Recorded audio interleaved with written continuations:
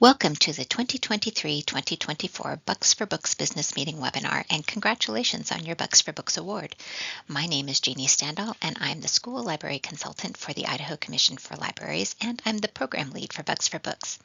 If you have any questions about the Bucks for Books program or any other services or programs offered by ICfL, please contact me at jeanniestandall@libraries.idaho.gov or give me a call at 208-639-4139. Talela Florco, our Grants and Contracts Officer, is also available for any questions about the financial side of the award. You can contact Talela at talela.florco@libraries.idaho.gov or 208-639-4164. If you aren't sure which one of us to call, just reach out to one of us and we'll make sure the question gets to the right person. ICfL and the Idaho Lottery have partnered to offer the Bucks for Books program to Idaho's elementary school library since 2019. We are so pleased to work on this project with the Lottery Commission and thank them for their support of Idaho's elementary students. The grant package is digital this year, and awardees can find all the pieces either in their inbox or on the Bucks for Books page on the ICfL website. Your grant application, together with the award letter and your response accepting the award, will serve as your grant agreement. All the requirements, deadlines, and expectations are listed on the grant application. We will cover those requirements in more detail during the webinar, but if anything is unclear or if you have questions, don't hesitate to contact me. The fully executed agreement was sent to you via email. There's a grant timeline on the Bucks for Books page where there is a suggested implementation pacing guide along with a few hard deadlines. There's just one report for this program, and the link to it will be found on the Bucks for Books web page as we approach the end of the grant period. In the meantime, there's a list of the questions to expect on the final report available for you to use in your plans and data gathering. A financial report is a required part of the final report, and that report must be generated by your district's accounting software. A list of the titles purchased with the award funds should also be attached to the final report. Also on the Bucks for Books webpage is a list of resources to help get started with choosing books, including book lists and award lists. Those lists will be updated throughout the year. The big picture of the 2023-2024 Bucks for Books award year looks like this. We received $119,000 in requests, and we were able to fund $50,000 of those requests, awarded to 20 schools in each of the 6 education regions across the state. Our grant period will run from November 6, 2023 to March 31, 2024.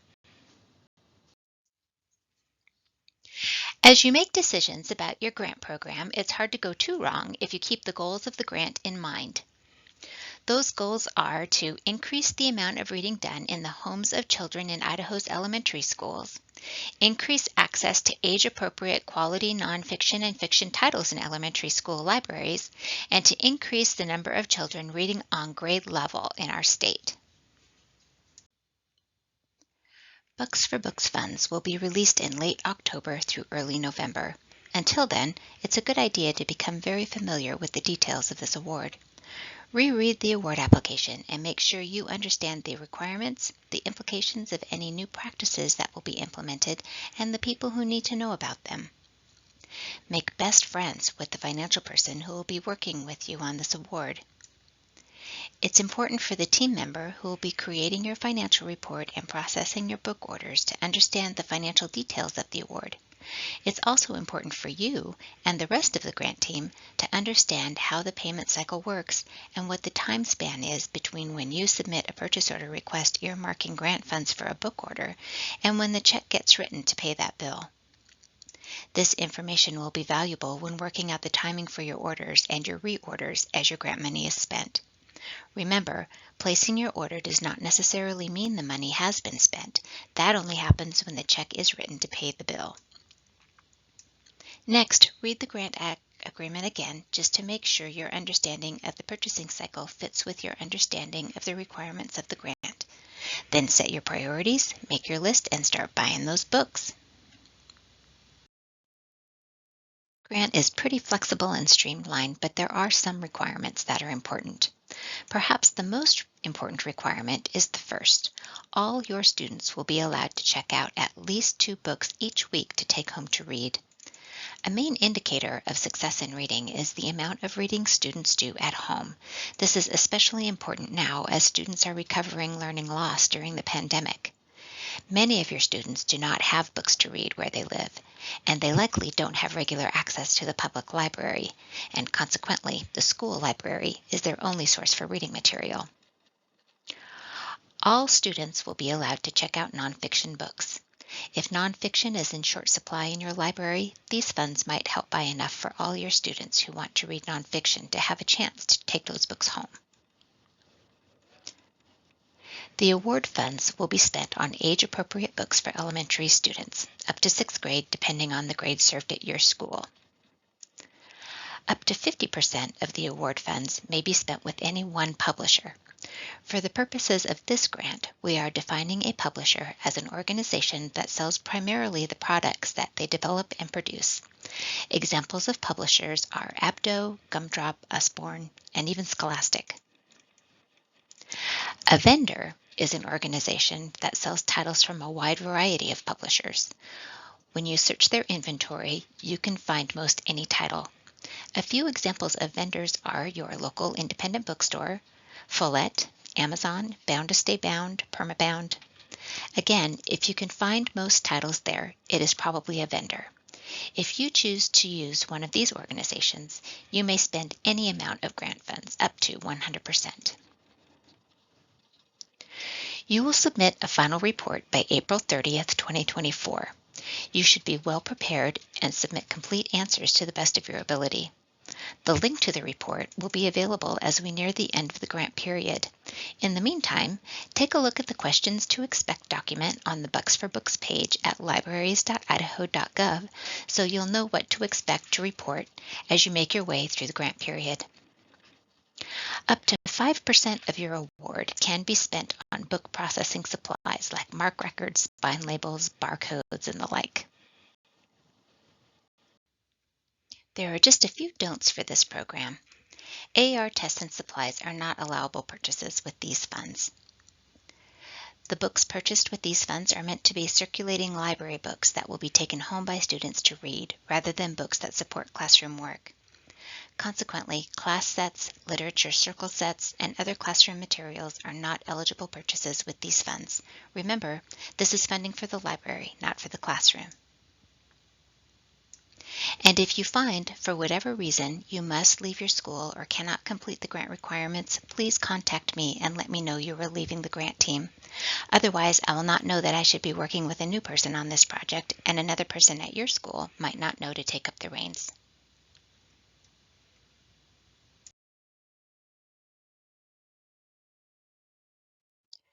There is a detailed timeline on the Bucks for Books page, but here is a pared down timeline with the highlights.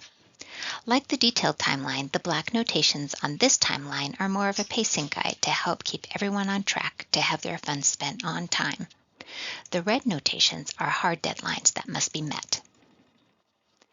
The grant timeline kicks off in October when you will receive notification of your award.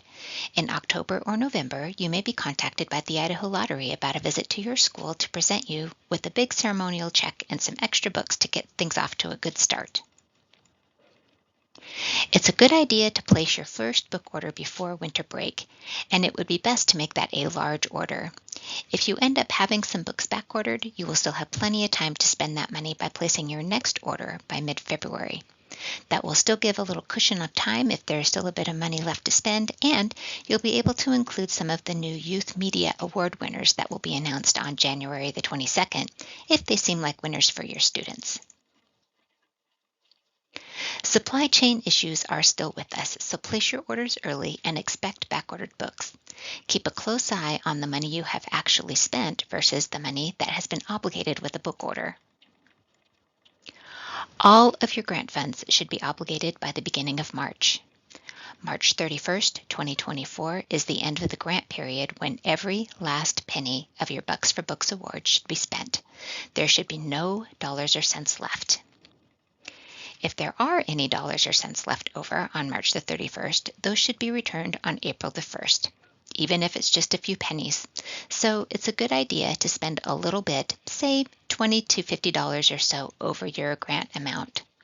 That gives you a little cushion in case something gets backordered or for some reason you come up short in your spending. It is far, far better to go a little over in spending than to come up a little short. And then your final report is due April 30th, 2024. ICfL has been awarding grants for quite a while now, and we've noticed that successful grantees have some practices in common. First, they keep a copy of the grant agreement and all the accompanying documents in a place where the entire grant team can access them. Whether that location is physical or digital, tell other members of your grant team where it is. Make sure everything someone would need to take up this award mid-year is there, in case you are unable to finish. If you keep them in your inbox or save them on your computer, it could be difficult or impossible for someone else to access that information in the event you are unable to come to school. If your school uses a shared drive, perhaps that would be a good place to store your documents. Next, they put all the deadlines in their calendar and reminders a couple of weeks in advance so they are well prepared for reporting. They've established a good relationship with the finance person who will be working on the grant with them and understand how the purchasing process works. They get started on the grant activities right away. That's especially important this year since supply chain issues are still with us. They bookmark the URL for the Bucks for Books page on the ICfL website at libraries.idaho.gov/school-libraries/Bucks for Books, and they make sure libraries.idaho.gov is on the email safe list. And when there is a question, they ask. I'm here to answer your questions anytime. Before moving on, let's do a quick review of key items. Your obligation deadline is at the beginning of March. Your spending deadline is March the 31st, 2024. There should be no dollars or cents left by March the 31st, 2024, so consider spending up to $50 more than the grant award to ensure this. Your final report deadline is April the 30th, 2024, and the financial report submitted with your final report must be generated by your school district's accounting software. And now on to book selection. The first step before you start putting an order together is to assess your current collection and set priorities for ordering. What do your students want the most? What do they need the most? Also, consulting your collection development policy will help guide your choices. Reviews and book lists are very useful here. Of course, you want to get great titles for your students, but you can't read everything before you buy it. Book reviews and award or top 10 lists can really help out with this. They're not 100% reliable. Sometimes an award-winning book is not a hit with the kids, but they are helpful in pointing us in the right direction. If you're considering a book that is unreviewed, give it a little extra thought. It could mean it's not a great title, but not necessarily. Student requests are an excellent way to select books. Always look closely into student-requested titles before putting them on the shelf, though, to make sure that it's a good fit for your collection. Bilingual and cultural books are excellent additions to your collection. When considering them, be watchful for cultural stereotyping and bias. It's sometimes present even in new titles. Teacher wish lists and suggestions are also great sources for titles. Keep in mind, however, that the titles purchased with these funds are primarily for recreational reading for the students, not for classwork. Avoid the one-stop shop. If a rep offers to help you spend all your grant money, refer back to the 50% requirement. And as you go through the year, keep the grant timeline in mind. Do the bulk of your ordering early to allow yourself time to reorder later. There are a few other things to think about in administering this grant. For this program, we'd like you to put aside a book's reading level and concentrate on interest level. Remember, the kids will be taking books home to read with their families. Even those who aren't reading independently will be able to enjoy books beyond their reading level because their grown-ups will be reading it with them. Kids that are reading independently should be able to freely choose what they want to read at home. On the title list submitted with the final report, there are some types of books that might be inappropriate for an elementary school library. For example, lots of kids like to read about the military, war, and fighting. It's important that those books are developmentally appropriate for elementary school. A book on counterterrorism, for example, even if it's marketed to the K-3 interest level or reading level, probably isn't developmentally appropriate for a kindergartner or first grader. Again, consider using that 5% on processing fees to expedite the process and get those new books on the shelves, especially if your time every week in the library is short. It could be helpful to recruit volunteers or student aides to help with some aspects of processing. Spend a little bit more than the grant funds to give yourself a little cushion for spending and aim to spend your money early. Don't wait until new books have arrived to adopt the circulation policies included in this grant. Allow your kids to practice with the old books before getting all those new books. There have been some strong themes that have emerged in prior grantee reporting. Don't be surprised if the kids go wild over the nonfiction titles that you buy. They are extremely popular.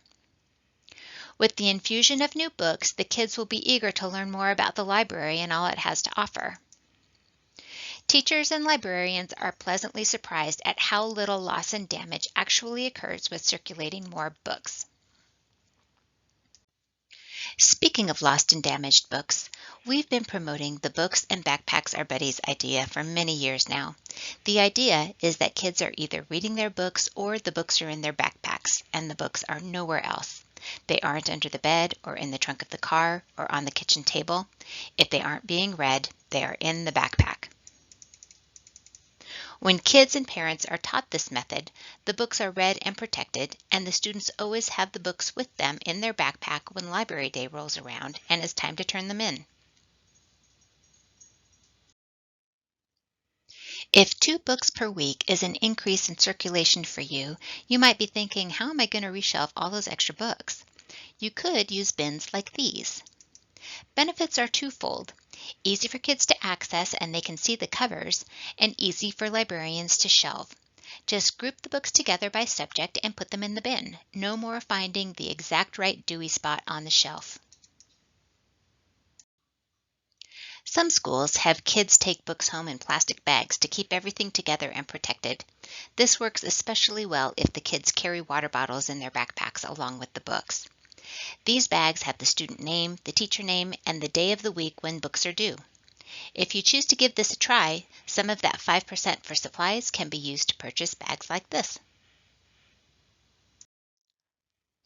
When in doubt, go back to the first goal of the award program, to increase the amount of reading done in the homes of Idaho children. If the idea under consideration supports this goal, then probably it's on the right track. And just one more thing. Please send me an email and include one interesting detail from this webinar. Those that respond will receive a new hardback book for their library's collection. Again, if you have any questions about Bucks for Books or need some clarification, don't hesitate to reach out to Talela or me.